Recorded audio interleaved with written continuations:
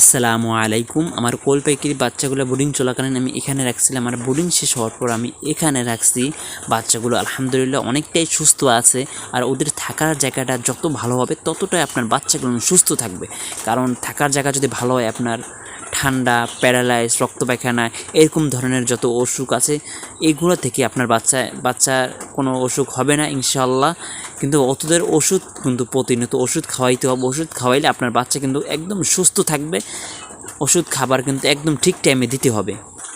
আর এই সাইডে হলো আমার দেশি মুরগির বাচ্চাগুলো কিন্তু একদম সুস্থ আছে।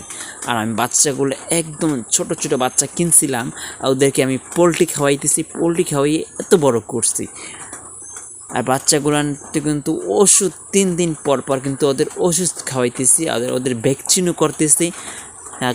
ভ্যাকসিন করার কারণে বাচ্চাগুলো সুস্থ আছে। এর মধ্যে বেশিরভাগই মনে হয় রাওয়া মুরগি। আর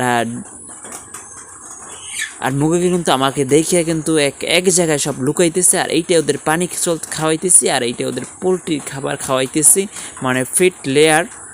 আজকের ভিডিও এই পর্যন্ত। সবাই ভালো থাকো।